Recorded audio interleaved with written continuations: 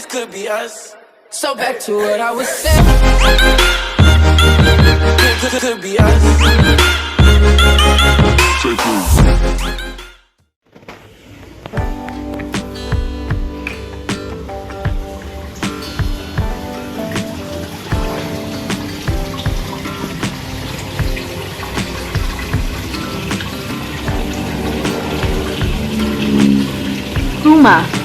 Rumah adalah suatu tempat kembalinya jiwa yang telah maupun sedang berpetualang. Sejauh apapun langkah yang ditempuh, sesulit apapun rintangan yang dihadapi di luar sana, maupun harapan yang diperjuangkan di luar sana, tetap saja rumah menjadi tempat berpulang yang paling bisa memberikan kenyamanan bagi penghuninya.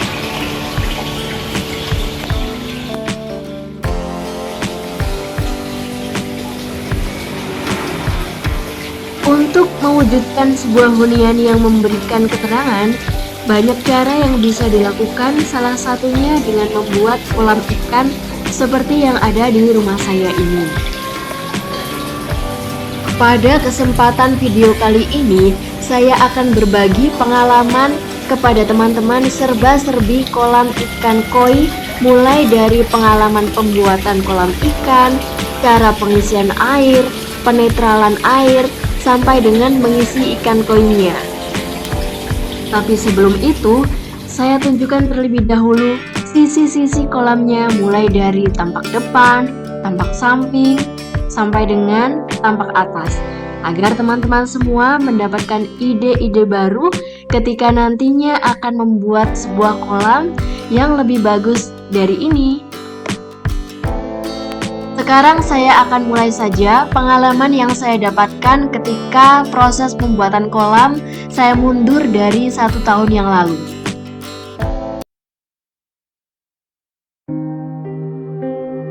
Ya, ada pengalaman pahit ya yang saya alami saat pembuatan kolam. Di situ saya banyak melakukan kesalahan-kesalahan.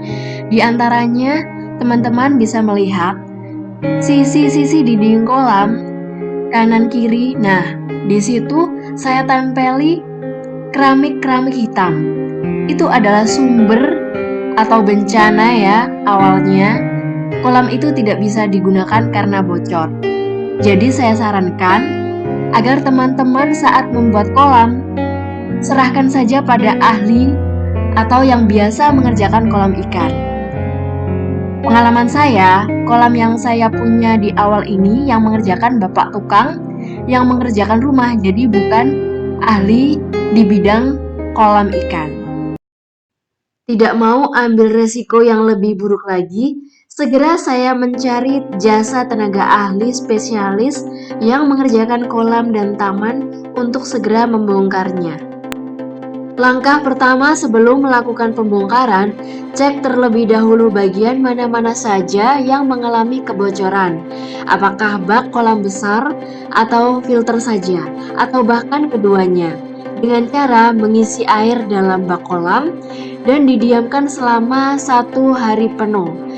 Saat mengisi air, bagian paling atas air ditandai dengan 1 garis.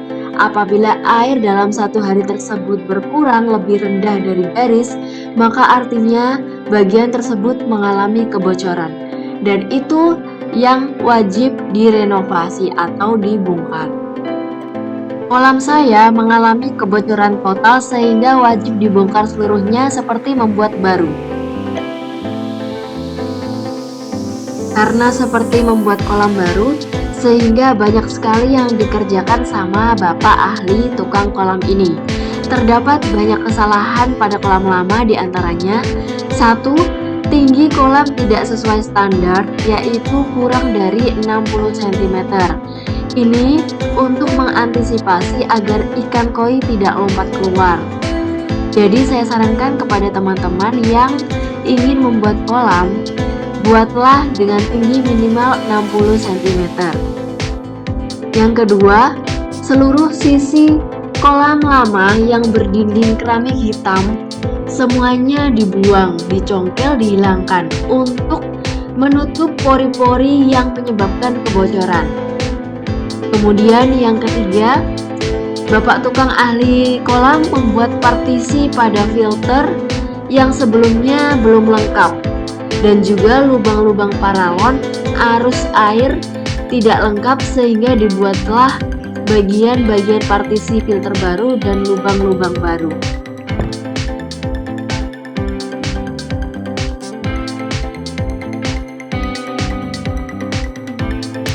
Berikutnya saya akan sampaikan kepada teman-teman bagian-bagian dari kolam, sehingga teman-teman akan lebih mudah dan lebih paham apabila mempunyai kolam ikan sendiri di rumahnya.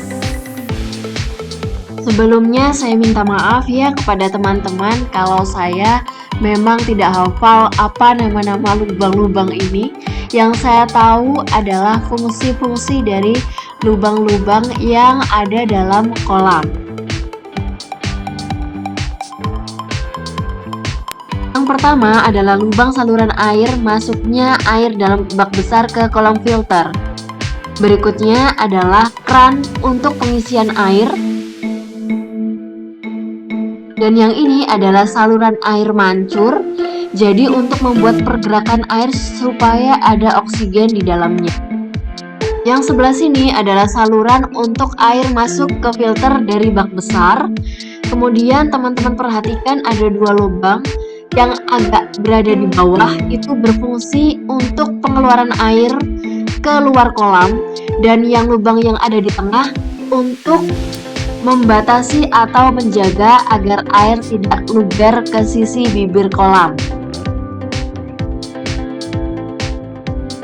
Nah, saya juga mau berbagi ke teman-teman sekalian pengalaman yang kurang mengenakan gitu ya saat pengerjaan kolam. Jadi di sini itu pengerjaannya terhambat karena adanya hujan, dan saya salahnya tidak memasang seperti ini terpal. Jadi saran saya harus persiapkan juga. Selesai pengerjaan, tunggu kolam hingga kering. Tahapan berikutnya adalah pengisian air yang pertama. Setelah kolam kering seluruhnya, saya di sini menggunakan jasa untuk pengisian air dengan tangki truk yang di situ habis berapa airnya tidak seluruh tangki tapi hanya 3/4.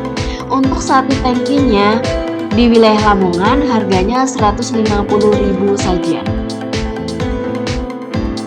Berikutnya adalah filter.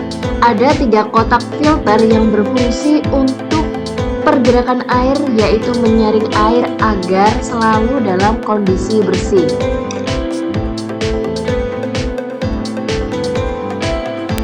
Kita mulai dari kotak filter 1. Di situ terlihat ada saluran air yang menghubungkan air akan masuk dari bak kolam besar menuju filter 1, dilanjutkan ke filter 2. Ini adalah gambar filter 2. Di situ terlihat ada skat untuk pergerakan air dan lubang menuju filter 3. Setelah air masuk ke filter 3, akan tersambung dengan pompa yang akan bergerak dan membuat air mancur. Dan air mancur itu akan membuat pergerakan air sehingga mengandung oksigen dan ikan akan selalu dalam kondisi sehat. Begitu terus seterusnya, dan air akan bergerak terus memutar dari bak kolam besar menuju filter, dari bak kolam besar kembali dan filter kembali, dan seterusnya.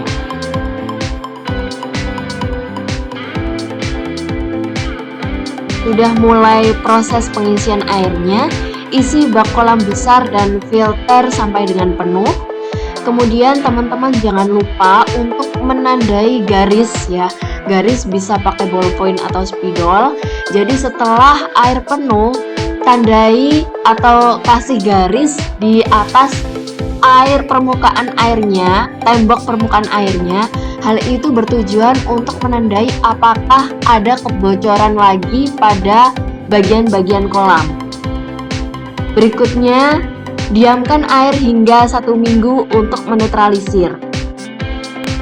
Masuk pada step penetralan air, menghilangkan bau semen pada air agar tidak meracuni si ikan. Dan yang terakhir, lagi dan lagi teman-teman harus memastikan bahwa kolam tidak ada kebocoran. Kita lanjut pada bahan-bahan filternya.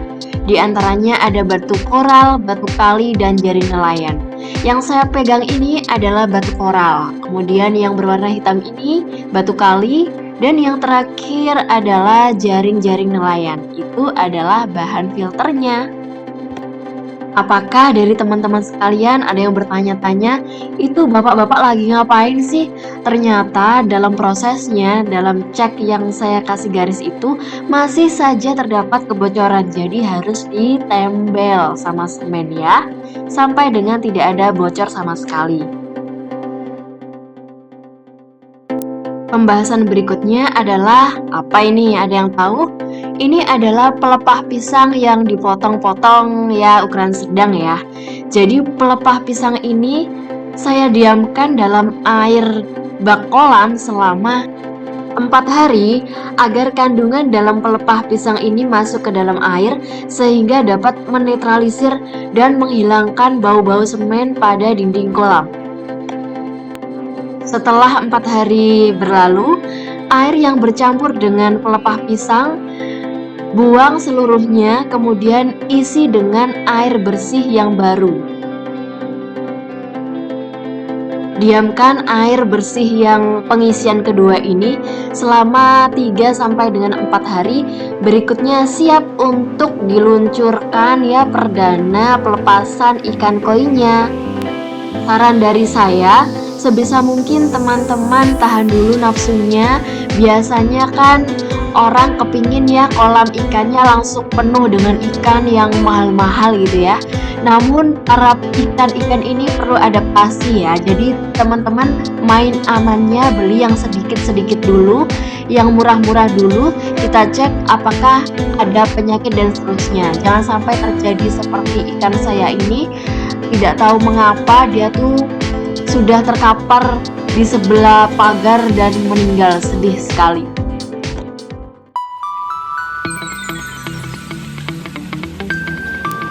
Nah, itu tadi pembahasan mengenai pengalaman saya dalam pembuatan kolam ikan koi.